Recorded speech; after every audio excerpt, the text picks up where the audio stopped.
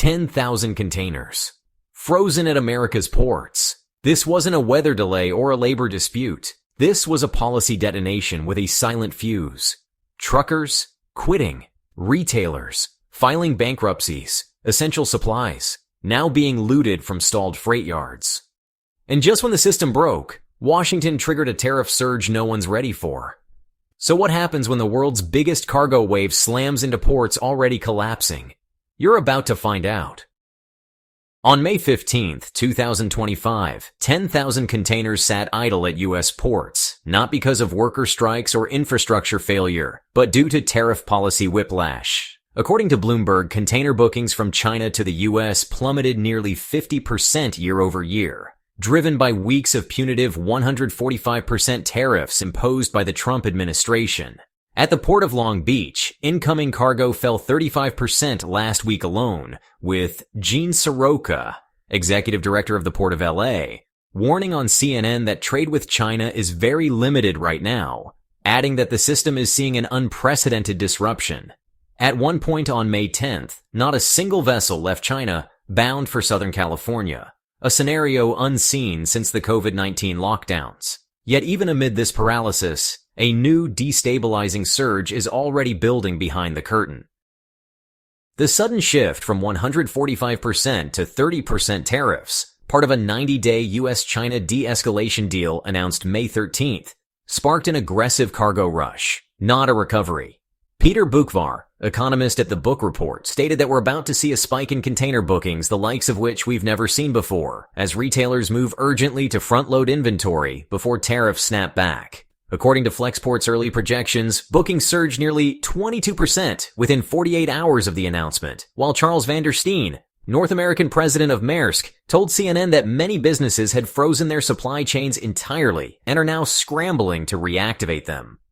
But with U.S. port staffing still below pre-pandemic levels and rail terminals already congested, this tariff reprieve may not bring relief. It may trigger a system overload. Truckers are staring down economic ruin as freight availability collapses. According to the North American Punjabi Trucking Association, thousands of independent operators are reporting volume declines of 60% or more, and rates on key West Coast drayage lanes have fallen below break-even thresholds. Nav Gill, a California-based fleet owner, told CBS his drivers have gone from 50 container moves a week to barely 10, adding, "Our bills haven't changed, but our revenues vanished." American Trucking Association's data shows owner-operator bankruptcies spiked 31% in April 2025, coinciding with the tariff spike.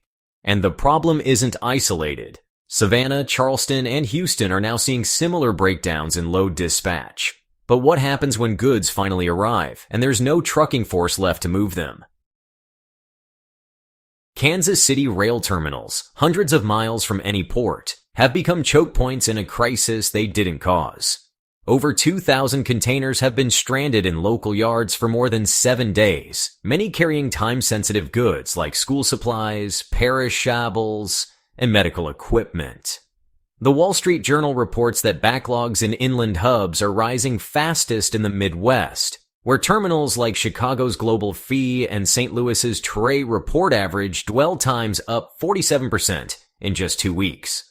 Logistics analysts at DAT Freight and Analytics say misaligned container flows and delayed rail transfers are compounding the problem, with containers out of sync with chassis supply and driver availability. But the real threat isn't what's stuck, it's what's coming, and whether inland hubs will break under the next wave of cargo pressure. This didn't start at the docks, and it won't end at the rails. What we're watching now is the unraveling of a system that once ran like clockwork, and it's picking up speed. Far from providing relief, the 90-day tariff pause may set the stage for a catastrophic flood of imports. According to projections from the Northwest Seaport Alliance, container volumes could surge up to 35% above seasonal norms by late June, as importers rush to beat the tariff deadline. Jonathan Gold of the National Retail Federation told CNN, "We're smack in the middle of the holiday stocking season. Retailers are front-loading now to avoid another tariff shock. But port staffing remains stretched. Truck capacity is evaporating, and intermodal infrastructure is misaligned after 2 months of suppressed activity." One Port of Seattle official called it a logistics whiplash event. a flash flood hitting an already drought-damaged system. And with Chinese vessels now reactivated and over 1,000 scheduled to arrive in North America over the next 6 weeks, according to marine traffic data, the risk isn't slowdown. It's systemic failure. In theory, tariffs were meant to shield American industries. In practice, they've destabilized the very systems they were supposed to reinforce.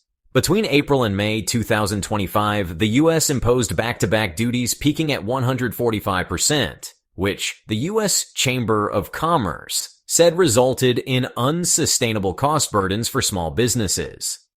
According to data from Bloomberg, the average import cost of a 40-foot container from China surged from $2,150 to over $4,800, doubling logistics expenses in 6 weeks. For smaller importers, these tariffs weren't barriers. They were kill switches. A family-run furniture wholesaler in Savannah canceled all second quarter orders, citing a 93% increase in landed costs. And even the NRF warned that the disruptions caused by rapid tariff changes are undermining long-term planning for retailers. But while policymakers called this leverage, the logistics sector called it sabotage. And the next breakdown? It's no longer just about policy, it's about affordability at the checkout line. Shoppers may not see empty ports, but they'll feel it when essentials vanish or double in price. The National Retail Federation's May 2025 forecast projects a 20.6% drop in import volumes through July, with clothing and toy inventories expected to shrink by over 30%. Meanwhile, the Bureau of Labor Statistics reported that import-driven inflation pushed consumer electronics up 12.3% year over year. What's more alarming, the rising cost isn't due to scarcity alone. It's fueled by holding fees, storage penalties, and diverted shipping charges. According to Reuters, retailers are paying $80 per day in detention fees per stalled container, costs that compound over weeks of inactivity. While giants like Walmart can absorb the hit, thousands of independent retailers across Texas and Florida have already filed for bankruptcy in Q2 2025. One mid-sized importer told the Wall Street Journal, "Our margin disappeared overnight. Tariffs made it unprofitable to sell anything, but sticker shock isn't the only threat creeping in. There's something darker moving through the shadows of abandoned freight yards."